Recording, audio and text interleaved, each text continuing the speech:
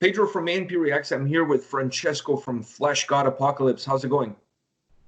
Oh, good. Quarantined, but good. How you are dealing with this whole COVID-19? I mean, Italy has been hit really hard, perhaps one of the countries hit the hardest with this virus. How has it been for you personally dealing with everything that's going around in the world just outside your door? Well, all this escalated very quickly. And, at first, our first impression was, okay, this is going to be, we weren't thinking that this would have been so bad, especially in our country, because, at first you read newspapers, you see, you watch your TV screen and you see every day news about this thing spreading from China. At first we're like, okay, this is another big news that is coming out, and will be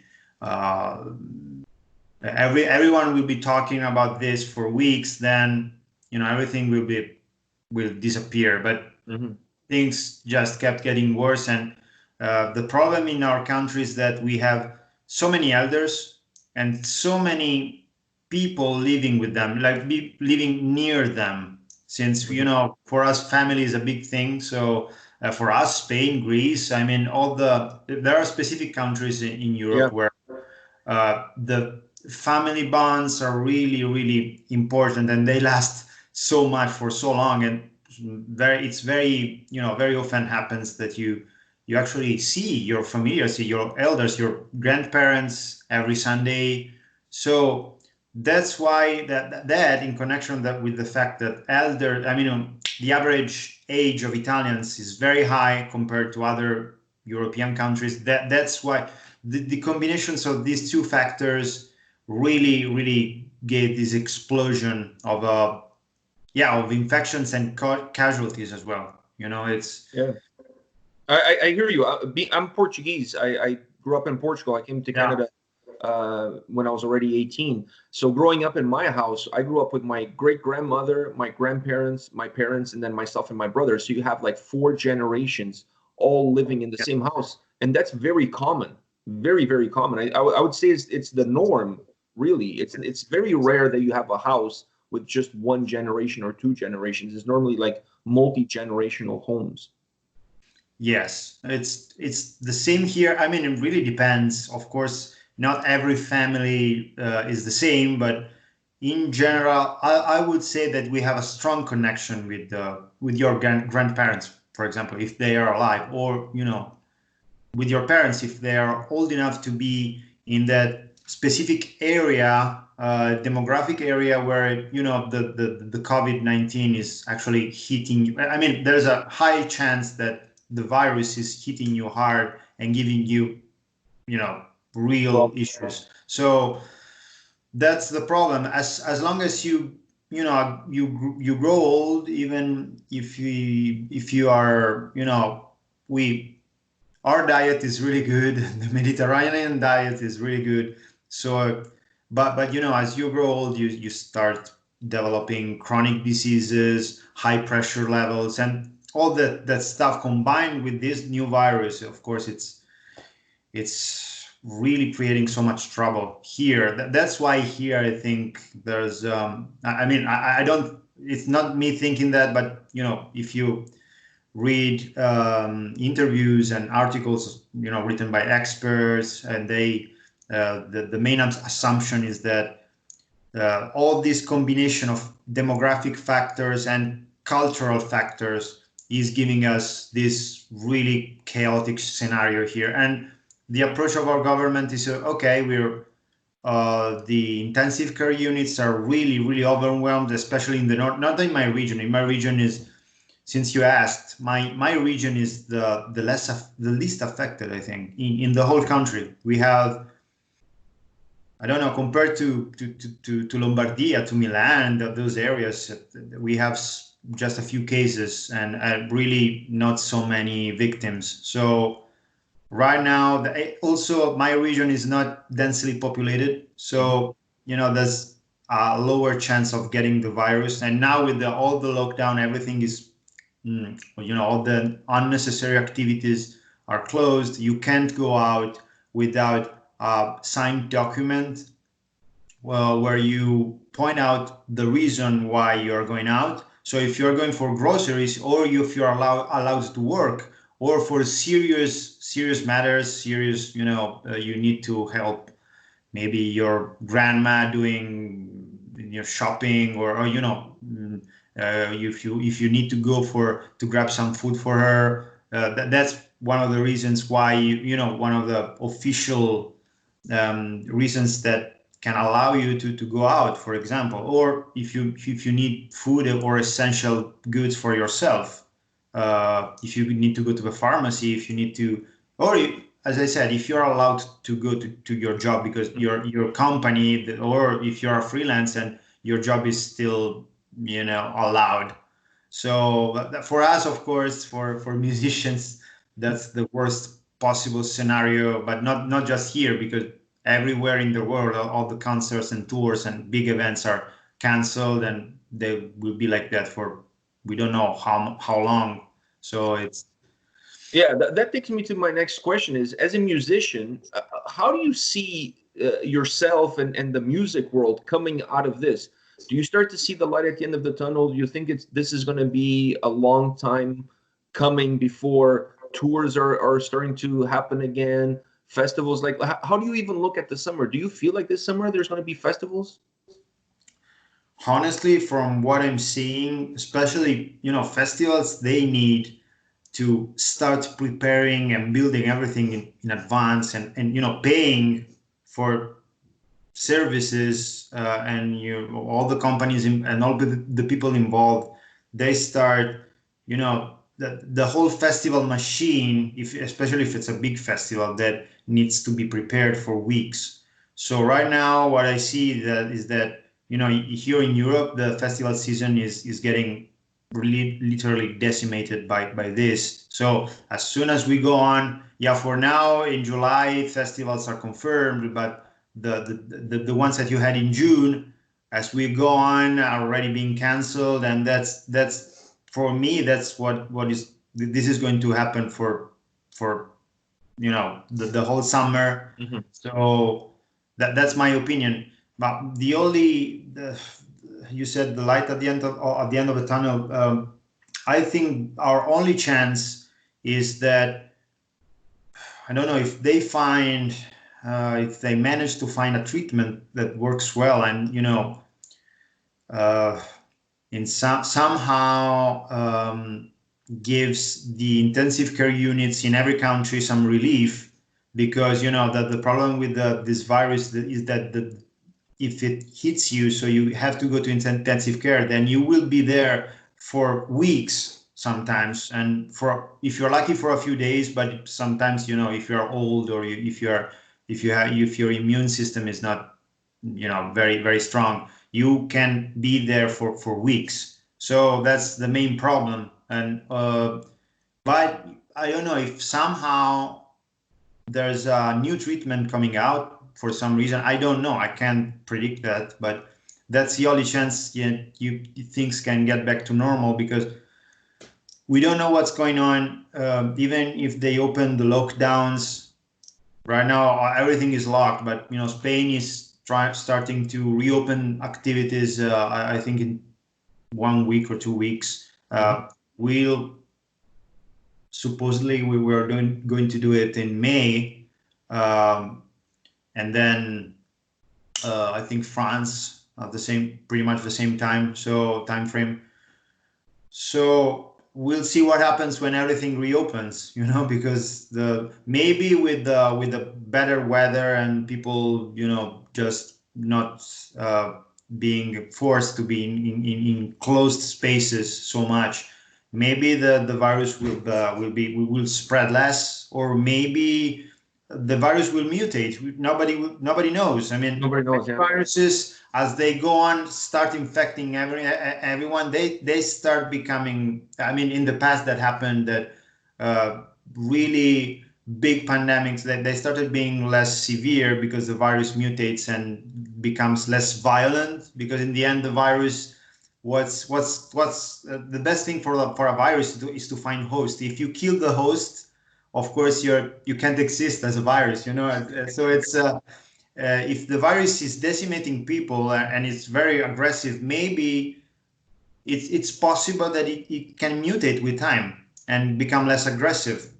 Not less contagious, maybe, but at least less aggressive. So less people will go to intensive care. That's a hope. I mean, for now, it's wishful thinking, but you don't know when and if this is going to happen, but it can happen. So and with this thing happening to you guys, it gives a different perspective, perhaps as a musician, on how volatile your business really is. Because right now, without being able to tour, with perhaps no summer festivals this year, God knows when the borders will open that you guys can go on tours into multiple countries, and even when you can go, you don't know what the restrictions will be on how many people can attend shows and all of this stuff. Does this now perhaps make you realize that, hey, you know, that is our bread and butter, but we need to have a plan B for times like these where we can still make music and still earn a living? Are you guys looking at this as an opportunity to do different things and learn how to earn money in a different way, perhaps? Yeah, I think that in our case, we rely completely on the band for income. Of course, everything else is music related. So I give lessons. I collaborate with other bands. So that's music is my only source of income. So and the band is the main one. If you can't tour, of course, you have more time to, you know, to give lessons or collaborate. Or in our case, we are trying to take the chance to take the whole situation to try. Like you said, we are trying to learn new ways of connecting with our fans, and perhaps receiving support from them by, you know, for example, if they still buy merch from our store, if they still, you know, enjoy our music and they still stream our music from YouTube, from Spotify, it's still, you know, a big help for us. So it's just a different way of dealing with the situation. There's nothing else you can do. Yeah. If you have another job and that job is still running, because I would like to say it's just a problem for us, but like really big industries like sports events and everything connected with that, everything connected, even remotely with big events, like fairs, like meeting, like big meeting or big event, not necessarily sports or music related, like I don't know, like for example,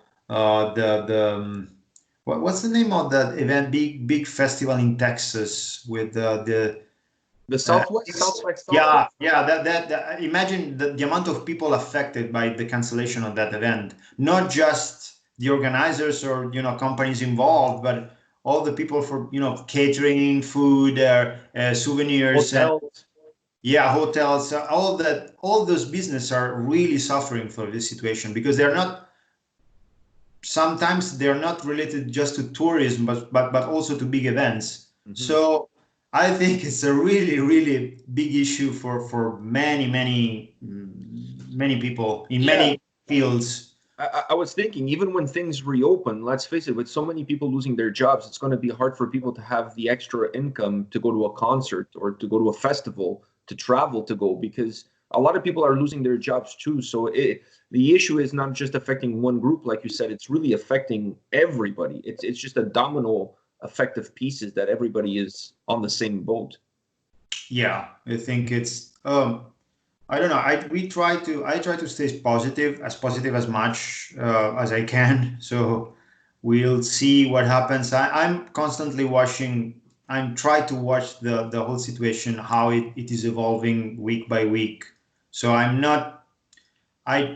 don't want to go panic over, a few articles or a few statements, even if they come from reliable sources. But the fact is, even experts, they don't exactly know how the thing will evolve, and if it will evolve in a better way than they imagine, maybe the outcome will be less severe for anyone, and maybe everything will get back to normal in just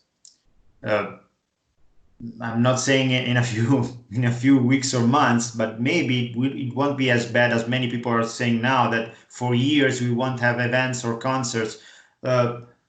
If it's going to be really bad, like, so for example, for the whole 2020, you don't have shows, you don't have any kind of big mass gathering, then your only hope is the vaccine. But the vaccine will come out eventually. I mean, that it will come out. It's unavoidable, because the world can go on like this, and that will fix the problem, at least. Yeah. I mean, at that point, when the vaccine is out, and people, and all the people, all the countries will have it and start distributing it especially to people at risk. That will be the end of it. It's only a matter of time. Mm-hmm. It can be if it's really bad, we'll have to wait until the vaccine comes out. That's the worst possible scenario for me. I'm not really concerned. I mean, even if there's a big economic crisis, we've been through huge economic crisis in the past, but people didn't actually. They still wanted to see shows, and they still saved money, managed somehow to save money, at least to see the big event, the big festival, or the band that they really like. So yeah, maybe there will be some kind of how do you say that, long-term some struggles. Yeah, some struggles in the long term, maybe, yes, for sure, like after every crisis. But I think that I don't think that the whole live music business will end just for this. Maybe it will go into will change, and bigger companies and booking agents, they will have to stop for a while. But as soon as at least when we have the vaccine, everything will be gradually get back to normal. So it's for now, all we can do, like we are doing. I had to, like I said to you before, like I'm learning how to, broadcast live from over the internet because we were searching for new ways to stay connected with our fans, and to be there for them, and to release new material, new videos. Now in the next few days we'll start releasing playthroughs and covers, and even new music in the future. So we'll try not to stop. We'll just try to convert the activity and just be more present over the internet instead of being actually there. Mm-hmm. So if people can still support us, we can go on with this. So it's we are reinventing ourselves. So like on Saturday, every Saturday now we have this weekly video podcast with Francesco, our singer, being the host. I'm technically the director of that. Yeah, you're the engineer. Yeah, so we had to reinvent ourselves like that, because we have many friends we met on the road from other bands, so we like to stay connected with them. So we like the idea of involving them into something which is okay. It's not a show. It's not a proper like music show, like a live show with us and Epica. That would be amazing. But for now we'll have for this Saturday, in 2 days, we'll have Epica with us as guests on Skype. I mean, it's still something, it's so people can enjoy, ask questions, talk a bit with us and with them about even the whole situation, but even about past tours or future tours. So I think it's fun. I think we'll make it somehow. I want to change gears. I want to talk about you. I want to get off of this virus train because sometimes it gets too depressing because that's all you hear in the news. And I want to talk about you. To stay away from the news lately. I mean, me too. Me too. When this whole thing started, watch TV anymore. Yeah, when this whole thing started, I was watching everything because I wanted to be as informed as possible. And now I told my wife, just call me when there's a vaccine. I don't want to hear anything until then. Yeah. It's just so depressing. But I want to talk about you. I want people to get to know you a little bit better as an artist. Growing up, I have two questions for you that I think are kind of combined. One is, how did you start listening to metal? And two, why the keyboard? To me, I always feel like the keyboard player in a band is the guy that had the car and could get the band to the gigs. So the band needed somebody to drive them to the gigs, and they're like, okay, nobody has a car, but I know this guy with a keyboard, he has a car. So let's find a place for him in the band so he can drive us to the gigs. So why the keyboard, and how did you start? When did you start listening to metal? Okay, so I'm just remembering one really funny thing, that since what you said about the car. Okay, the car driver, the keyboard player is also the car driver. The fact is, with my first band ever, I was 18, so I just got my license. But all the other band members, they were a bit younger than me. Paolo Rossi from Fleshgod was one of them. He was 17 while I was 18, so I had the license. And I was the one carrying everyone because I was the only one allowed to drive. That's a funny thing that just came up into my mind now. The band was called Strider. And I still remember our first gig where, I was driving all the band to the gig. So it was really, really funny. And Paolo was there. And Tommaso, our first singer, was there in the band as well. So the fact is, I chose keyboards because I've always been fascinated by piano. I had a few months formal piano lessons when I was 15, because I've always been fascinated by that, by pianists, the piano sound. Piano applied not just to classical music, but also to rock music, to pop music, to metal later. So when I started listening to metal, so it was something that it really has always fascinated me. And at the same time, when I started listening to metal, I think the first band that I listened to, a friend of mine started, introduced me to that world during high school. So I started with Blind Guardian, metal. Blind Guardian was one of the first, Rammstein, Metallica. Then I remember, later Iron Maiden, all the classics. So, but at first I was like, I liked it. So I gradually became more involved in this. But the reason I started playing keyboard, I really wanted to start and to develop, that kind of skill, was when I first listened to Dream Theater album, which is Awake. It came out in 1994. When I listened to that for the first time, it was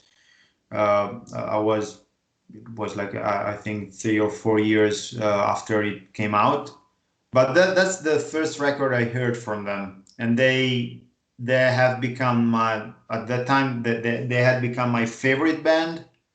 In a few days, I was like complete. I had all the records, and I was listening to them like all the time. So from then on, I started studying. I basically, when I started my piano lessons, I was 15. I went on for a few months. I quit after a while because I thought it was boring. So after that, I started studying again by myself, like as a self-taught musician. And right after that, I got involved in this project, this band, the first band that I had a gig with Paolo and Tommaso, with me. And we were all involved in this project. It was a power thrash metal band influenced by, at the time, Children of Bodom were really exploding. So we were really into that kind of stuff, like Children of Bodom, Rage from Germany. Germany. Even Blind Guardian, you know, the Blind Guardian are one of my favorite metal bands ever. You know, we created this project. Then I went on with other local bands from my area, from, you know, with different musicians, and then until I followed my own path, but where music was just a hobby. Anyways, it's been a hobby for years. I started, like I said, I restarted playing piano and keyboards. I bought my first keyboard at I was 18, I think. Then I started studying by myself, and, you know, I started trying really hard to practice and learn new things, since I'm lucky because I have a good ear, so I could skip, you know, all the some really rude fundamental stuff that people who are not as lucky as me had to deal with at first, you know. So it's with time I started treating, but for me music was a hobby until 2010, when I joined Fleshgod, because I graduated from college. I started another job, so I had a day job, and music was my passion. I used all my spare time to play with bands of different kinds of music, not just metal. Developing skills in, you know, orchestral arrangements, programming, everything by myself. And at that time, you didn't even have YouTube giving you all these free instructional videos and tutorials, and, you know, really good people who are really good at something showing you tips. Everything was. How did you learn at that time without that base that people have now? Like, if I want to learn how to play guitar, I can go on YouTube and kind of teach myself. Without those tools around, like, how can you self-learn? How was that process? It was harder. I mean, it's more formal, because I studied many composition, harmony, and orchestration books by myself. So. But as a keyboard player, I was able, and being a keyboard player helps you a lot, developing that kind of those kind of skills, because when you start writing, you know, orchestral arrangements and stuff like that, or in general keyboard arrangements, that really having a piano background really helps you a lot. So when you study harmony, if you're even if you're a decent pianist, a very basic pianist, that helps you a lot. So if you compare that to a guitarist or a clarinet player or a bass player, that having the whole keyboard and all the intervals at your disposal all the time, and they are very clear on the keyboard. So if you start learning from there, if you start from there, it's easier. That's what my experience, at least. But at the time, I just had to study on PDFs, going through like forums, whatever I could find. But for some stuff, I really that was really needed much more time than, you know, simply going to a YouTube channel from, you know, all the people from Junkie XL or Rick Beato, and going there and learning in a few minutes very really advanced and useful tips that you can use. But also it's the good thing of it, you know, earning skills with effort, and you know, trying to actively search for treasures around the web or inside the books that you're reading. That also helps you helps you focusing on what's really important in a specific field that can be really broad. So if you know what I mean, it's not like, okay, everything is ready nowadays. Okay, that specific thing on Photoshop or on Cubase, okay, just that specific function, there's a 2 minutes video for it. But in the past, you had to scroll through all the functions of a specific software, all the chapters of a composition book, and then find what you needed. You know what I mean? So it's somehow now it's stuck in my head for this reason. If things that I learn on YouTube sometimes, okay, they're really useful. In 1 minute, I have what I need. but after 1 week, I just forgot it. It's The level of effort is different. And then how did the opportunity for you to join Fleshgod Apocalypse came? Because you said you started early. Now you're looking at 2010, I believe, is when you joined the band. So how did that migration happen from your early humble beginnings of driving the band around in the car to joining the band? I hope they don't make you drive the bus now. I still drive the van sometimes. I drive our van when we have the van. I drive, I still drive. We still drive a lot. So it's sometimes. So things didn't change that much. I think that last time, the last really long drive, I had it in February when I had to go from Perugia, from my hometown to before the COVID spread. Right before then, we had the first cases in China at the time. So we were going to UK, and I had to drive from Perugia to the first gig, which was I can't remember, Bristol. So it was. It took me 2 days and a half. Say that's a long drive. I mean, all the way from Italy to Bristol. That's a long drive. You have to stop. I picked our light guy who is in Milan, near Milan. So I picked him up, and we went on, through Europe. Then we stopped. I stopped at his place for one night. After I left Perugia, I stopped there in Milan. Then the morning after, we drove the whole day.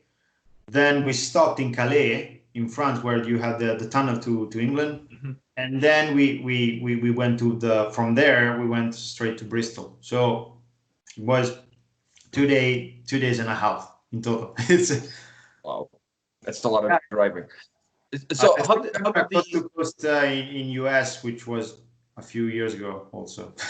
Yeah, that's crazy amount of driving. I see that even though you've upgraded your skills on the keyboard, your driving skills are still a huge part of the band. Yeah, they are. They are. I remember once we drove from Sacramento, California to New York.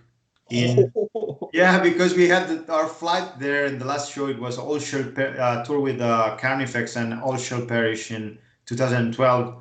After the last gig in Sacramento, we had to just pack everything in our van and go straight to New York, because we had the flight there, and we had just 2 days to reach it. So no layovers, no stop until we went across the whole country. It was unreal. Like taking shifts and everything. So, but anyway, when I joined the band, it was 2010. Paolo, the band started a few years back, a few years earlier, with Francesco Paoli and Paolo Rossi, with our old guitar player Cristiano, and it started as a studio project. Then they started, touring, and their first big tour, it was, I believe, with Marduk and Vader in Europe. Then they toured with Suffocation 2 times, one in the first US tour with Suffocation in 2010, and then Europe. So they had, a few festivals. Then it was starting to grow after the first release, Oracles. And with Oracles, Francesco Paoli asked me, since we knew each other, since, Paolo was a mutual friend, and he asked me, okay, since you can play piano, can you write a piano piece? Because I had this band that we are writing this record, Oracles, with Fleshgod, my new band, and since the classical element is so strong in the band, in the music and the image as well, is starting to be really, really strong, and we want to invest on that. And that was before the costumes and everything, was just a technical death metal thing. Okay. So he asked me, okay, can you write a piano intro for this song and a piano piece, which will be the title track for the record? We want this death metal album with a piano track as a title track, which is completely the opposite if you compare it to the rest of the album. But we like the fact that the essence of the album, the title track, is a piano piece. in a classical vibe. I want you to be inspired by Chopin, Rachmaninoff, any classical romantic piano composers and piano players that you can think of, because people have to listen to this and think about them. So that's how it started. I started writing that and a few orchestral interludes for the album, and then they put out Mafia, and I did the title track for that as well. And then, but they wanted to develop this classical element even further with the introduction of proper orchestral arrangements on the songs. So Francesco was like, okay, we want to start writing this record, which was Agony, but it was called Empires at the time, because it was had a different concept. And he started asking me, okay, can you join me, can we write it together, because we want this album to be really orchestral, not just having interludes or piano pieces, just really proper orchestral, like Dimmu Borgir, but with death metal instead of black metal, with a classical vibe. So I was, okay, I have my day job, of course I can help you in my spare time. But after a few days, he was like, you know what, I want to do something really, really focused on symphonic stuff. But if I do it, I need someone in the band that can not just take care of this in the studio, but will represent that element on stage. Even if you're, you know what I mean? Even if it's, even how do you say, philosophically speaking, like having an element who people can rely to when you listen to Fleshgod and listen to all the orchestral and piano pieces. We want a figure that can on stage represent that. Yeah, it's not like you just playing like backing tracks. You're listening to the music, but they also can see that person playing the music on stage. Yeah, it's part of the band's philosophy, because you can still save money, not hire anyone, save flights money and stuff like that, and hotel rooms, and still be be 4 people with no keyboard player and no extra members involved. But he really wanted to have someone that people can represent on stage that sound. So people, as you said, you just don't go to the show, you listen to the song, you hear a lot of symphonic and piano parts going on the song, making the song, and you don't have anyone to focus on stage. It's not easy to understand for anyone, but I think but I know exactly what you mean, because when I saw you guys in Toronto, when you guys were touring with Hypocrisy and you played in Toronto, I went to see your show, and I said at the time, you guys are one of the best live bands I've ever seen in my life, and I think a lot of it has to do with that, because I go to a lot of shows, but going to your show, I felt that everything that I'm listening to, I'm also seeing it. And that to me gave the show a complete new different level, because now I'm not hearing music being piped in the background by computer or backing tracks or whatever. No, everything that you guys are doing on stage, I can see every single person doing what they're supposed to do. So it's almost like you're transporting the studio into the live, and I can see you guys, and I can close my eyes and I can pinpoint where each one is and what they are doing. And to me, that is what makes Fleshgod Apocalypse live the great show that, in my opinion, really is. I was blown away. Thank you. That's how you said. It's important for us to have. That's why we now have Veronica, because Veronica, of course, that she has her own parts and solo parts, and it's really good to have her on stage as well, because the theatrical elements, having more people like Slipknot or Rammstein, having all these people with different roles, and it increases this sense of theater that you have. And also, of course, we have backing tracks, because it would be impossible for me, even with the best sample libraries in the world, to play exactly all of the parts that are in our arrangements. And right now, what we are doing, we try to write a piano part which goes along with guitar and bass for all all throughout the song. So it's not like something separate. So the orchestra right now, we have the backing tracks with the orchestral part and the piano part, like in Sugar, for example, which is more where it's more prominent. You have a proper piano part. I use just the piano sound on my because I have a piano shell on stage with a digital keyboard inside. That's the trick. But which is massive, by the way. I don't know how you guys lug that thing around. It's massive. Yeah, it's we shipped it from Italy. It was the piano we have in the US was it was in my mother's living room. So we took it, we emptied, we took out everything, the strings, the hammers, and everything that was actually really heavy inside. So right now it's just the wooden shell, and we put a digital piano inside. So you have, because you can't really mic a piano, an acoustic piano on during a metal show, because would be even, I think, impossible. So it's better to have a digital one. And also a real piano, it's much heavier than, because an empty piano is still an empty wood shell. So you can carry it, even if you just need two people to carry it. It's not very heavy in the end. But a real piano can be, over 100 kilos. So it's really massive to carry around. We couldn't afford it. It's but yeah, in any case, we really like to have someone representing that sound, that specific color, that world in the songs. So that's why I'm here. At first we didn't have we just had the backing tracks, and I was doubling some of the parts with the string sound, because we didn't have this whole piano going on all through the whole song thing.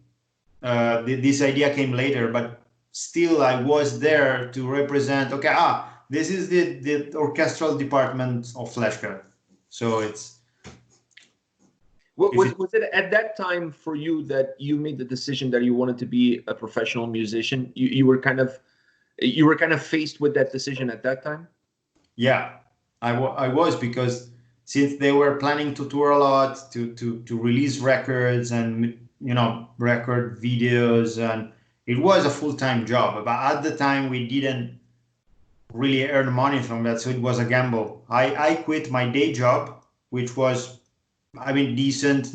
I wasn't really I didn't have an amazing career there, but still, it was a job. So I had to choose. Okay, I can choose to stay with my day job and just miss the opportunity, or I can take a risk, maybe make a few years of sacrifices, with what I saved in these years, and receiving some kind of support from familiars for the first years. So I was 28 at the time, so it was like, okay, I want to try this. Like this is an opportunity that won't be, it just happens once. So, okay, let's try it. So let's risk. If it doesn't go well, it won't go well. I will just go back to another job. That was my idea. But during the past few years, the thing is, kept getting better. Of course, with a lot of working hard, because we work so hard. We're working hard nowadays that everybody's home and watching series. We are constantly working. I'm working on graphics, streaming, and social posts and content, new music. We are always working hard all the time. And even on tour, when we prepare the record, the tour, the video clip, everything we are really, we invest so much of our time in that. There's no room for anything else. So it's I think in the end, that's what makes the difference. Like you said, you said you were impressed by the performance, but that's because we really craft the whole thing, even live. We spend so much time on that. It's not just, okay, going on stage with a costume, and even the costumes, it's a shitload of work, because you have to work with the tailor. You have to decide every single details of every single aspect of the show. from the instruments to the piano to the costumes to the, when we have a full production, we have geysers, CO2 geysers, we have mic stands, like how do you say that, they're like handcrafted in wood with made of just for us. So it's a shitload of work, man. It's it's insane. But it's giving, it's being good for this reason. People really appreciate that, because probably even if they don't know, they perceive the amount of work and passion we put on what we do. So yeah, I think that's obvious when you go to a Fleshgod Apocalypse show. Like, you guys are not just there to collect a paycheck. There's more to it, and it comes across in the music. It comes across in the performance. I think it comes across with the show. It's almost like the experience that I had going to see you guys. It's almost like a play. Like I went to a theater and I'm watching a musical, being performed in front of me, a metal musical, if you will. And that to me was the beauty of the live performance. And that's one of the things that it doesn't matter what you do, you can never take that away. That the seeing the band live, seeing some of those songs live, and that was one of the reasons I was so looking forward to seeing you guys in North America, was because I wanted to hear more from the new album. Because the last time you were in town, I think you only played 2 songs. I think it was Sugar, and I can't remember what the other song was from the new album. But the album at that time was not even out yet. I don't think the album was out. I think it was the opener, Fury, and yeah. And at that time, only Sugar was out as a video. So I was really hoping for Mona Lisa, because that's one of my favorite songs from the new album. But in time, you guys will come back, and then I'll. It's if we manage to come back, yes, we are playing it now, Mona Lisa. We're playing it live, and it's really successful. I mean, people really love it, and we are happy because it's a different song from it's. We really like to take risks musically as well. Not risks. I mean, we really like to experiment. We don't like to repeat ourselves over and over just because something worked. So okay, let's do, since Agony worked for many people, okay, let's do Agony over and over. Let's do The Violation over and over, or let's do Sugar over and over. When the next record will be completely different again. I mean, we'll try to experiment new things. And with Mona Lisa, we always like to do different things, to step away from death metal sometimes, and try to do more like ballads, acoustic songs, piano songs, or in that case, mid tempos with a gothic vibe. It's something never done before, but that's why we were so excited to do that, because this is a kind of sound we've never messed with before. We had piano ballads, we had operatic pieces, we had symphonic death metal all over the place, but we've never tried a proper groovy mid tempo, of course with the Fleshgod elements. So it's in itself, it's not easy to play. Especially the middle part is very technical for all the departments, but it's still Fleshgod, but it's different. It's something fresh in our head. So I'm glad that you like it. Oh yeah. I bought the vinyl, the 7-inch single vinyl. The moment you guys announced that was going on sale, I picked it up right away, and it was the first one that I played on my vinyl, because I got a vinyl player for my birthday in March. Oh. So that was the opening. Of all the places you've played with the band, what's the city that you enjoyed the most, or the country that you enjoyed playing the most? I mean, you've traveled a lot with Fleshgod. I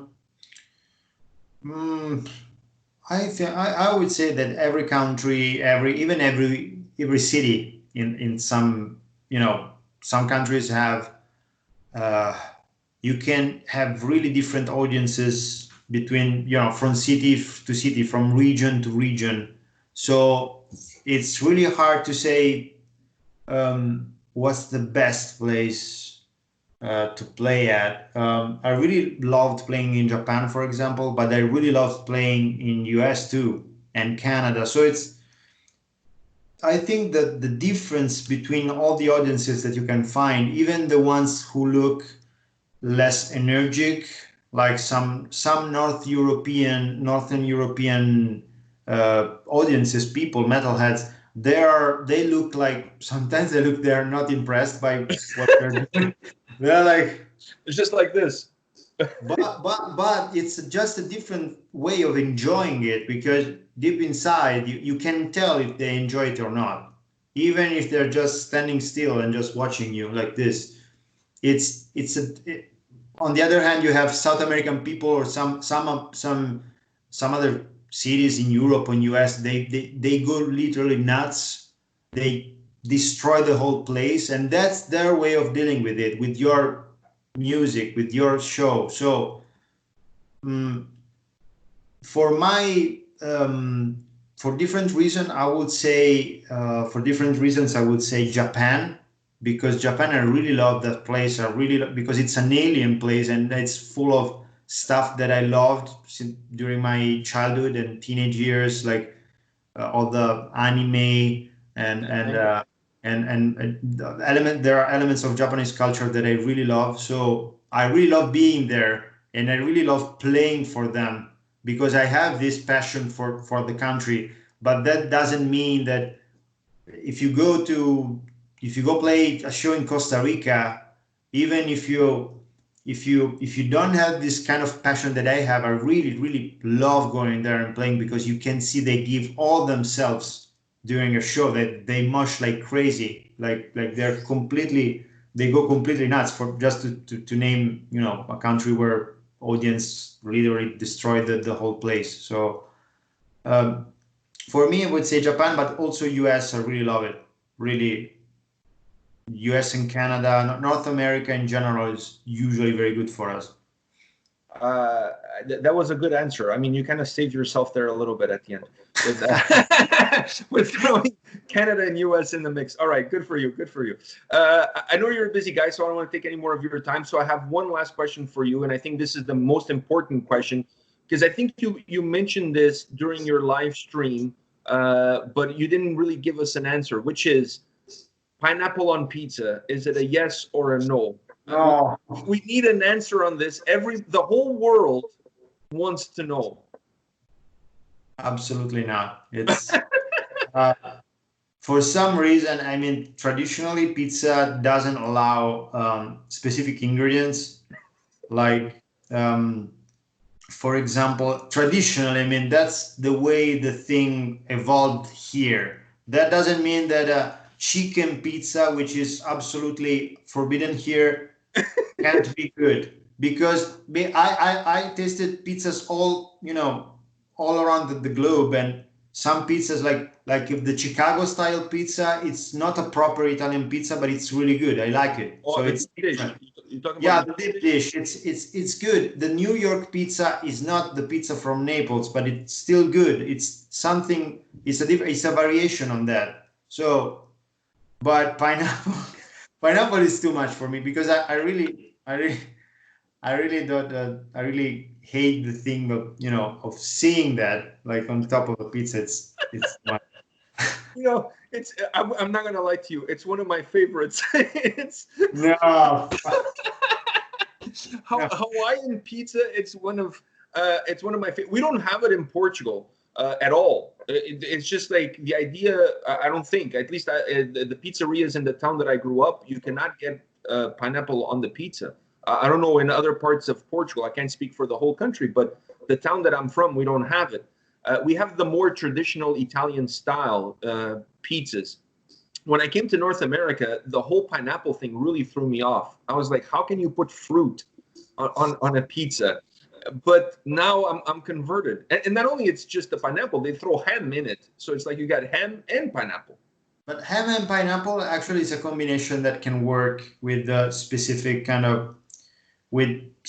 fusion cuisine dishes, because I remember I tried a chicken with this smoked bacon and pineapple, and it was good. I mean, the combination was good. So just not on the pizza. But with pizza, it's like with the espresso coffee. The Italians it's a huge tradition, and you become really conservative when it comes to pizza. So, but pineapple is just beyond that. it's really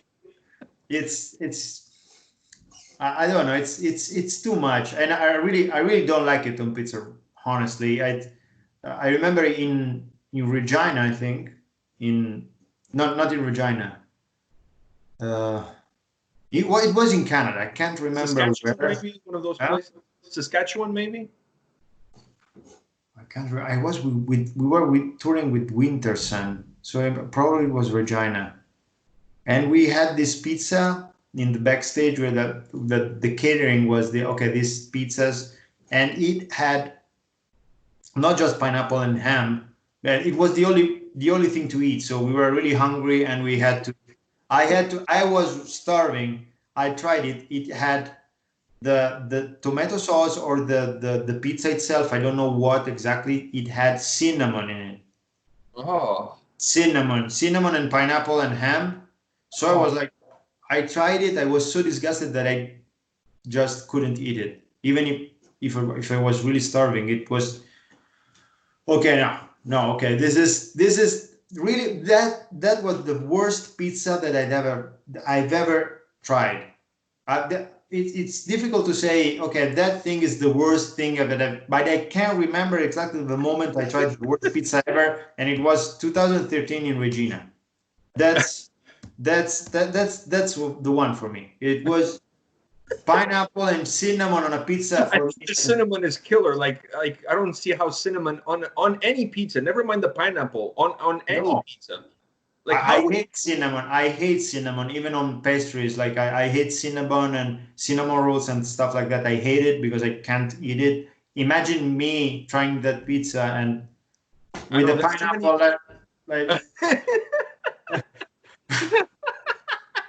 Oh my god, that's hilarious. All right. On that note, I'm glad we're finishing off on this note because this is good. This is a good way to finish our conversation. Francesco, thank you very much for your time today. All the best, and thanks for the help with the streaming tips before we started the interview. I really appreciate your help with that as well. Absolutely. I'm gonna give that a try on. I hope you watch us this Saturday with on Nuclear Blast official YouTube channel and or our Facebook page. We'll be live streaming with Francesco and Epica, the guys Simon and Isaac from Epica. Yeah, both of them are quarantined together, so. Yeah, I mean, yeah, the two countries are yes. So I really hope you'll watch us, and so you can tell me how it goes. Yeah, I'll definitely check it out. I watched last week with Yoke from Amaranthe. Was a lot of fun, and this gives people like myself something to do on Saturdays. It's just like you're stuck at home anyways, so it creates great content. It's just we need everything that we can get to get our minds away from what's happening. So whatever bands can do, it's really appreciated by the fans. That's why we do it. We feel also as musicians we are all in the same boat. So at the same time you can connect with people following you, and many people are even worried for us. So if they watch you every Saturday or every weekly, doing stuff, releasing videos or live streaming, so they can be they really know how the situation is evolving on your end as well. And also we can connect with other musicians involved in the same shitty situation and not being able to tour and everything. So it's good to exchange opinions and ideas and also feelings. It's a way to connect without being able to be close together. Yeah, exactly. So it's good. Maybe on one of the episodes we will call you as well. Hey, it would be my pleasure. I'm always available for you guys. Anything you guys want. I'm a huge fan, as you know. So anything you guys can ask me anything. Even if A&P-REACT merge. So yeah, even down the line, if you guys ever need a kidney or something like that, you know what I mean? Like, that's why we have more than one, so we can, help a friend out. I appreciate that. Thank you. And I'll promise you one thing: next time you guys are in Toronto, I will not bring you I will not bring you pineapple pizza with cinnamon on it. Okay, thank you. Take care, man. Thanks. And see you. Say hi to your son. I will. Okay. Take care.